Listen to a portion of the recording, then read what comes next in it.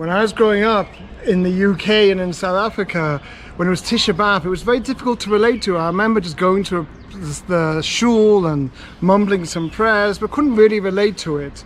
But what you can see here, my friends, is Tisha B'Av in the year 70, frozen in time. These are the massive stones from the Second Temple's western retaining wall. They were thrown onto the street by the Roman 10th Legion on Tisha B'Av in the year 70 CE, and here they have remained frozen in time. So when you see this, you can really picture Tisha B'Av. This is Tisha B'Av in 3 dimensions. And the amazing thing here, before we talk about the paratroopers' cry, is amongst all of these stones, the archaeologists found, believe it or not, in the week of Tisha B'Av in 1969, a pillar, very much similar to the pillars we see behind us, but this pillar had a Latin inscription on. It was a Roman victory pillar. It's now the entrance to the Davidson site, which we are right now. And on it is inscribed the name Vespasian, Imperial Caesar Vespasian, the 10th Roman Legion, LEXXRFR. And this was a victory column when the Romans proudly erected it on top of the ruins of the temple. And a Jewish archaeologist 1,900 years later, in the week of Tisha B'Av, found this column that had been destroyed and in ruins, just like the Roman Empire itself, but the Jewish people came back.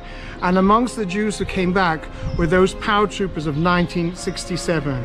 And an amazing thing happened. These battle-hardened young boys of 19 ran to the wall, and they'd been in firefights for days. They'd seen comrades fall. They ran through the alleyways without showing the emotion. The emotion hit them once they touched the stones of the wall. There was a reporter who was with them from Kol Yisrael, and I remember hearing the recording, and he says on the recording in Hebrew, "Eneni Adam Dati, aval ani nogea bavnei hakotel." I'm not a religious man, but I'm touching the stones of the wall. And you could hear his voice cracking with emotion. It was the one moment that everybody remembers.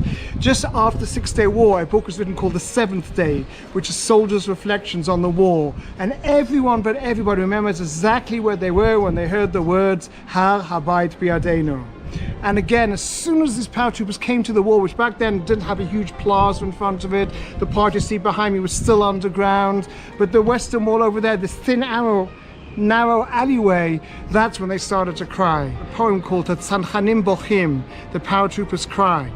And part of the poem starts off with, this wall has seen Caesars rise and Caesars fall. This wall has felt the petition of mourning women between its stone. This wall has seen so much, yet never before has this wall seen paratroopers cry.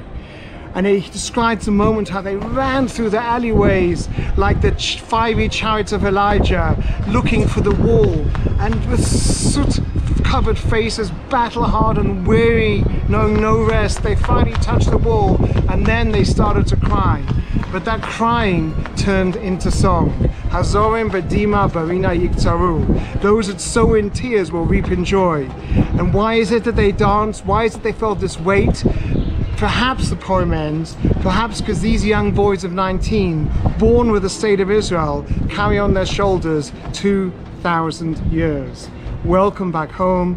Chag Yom Yerushalayim Sameach.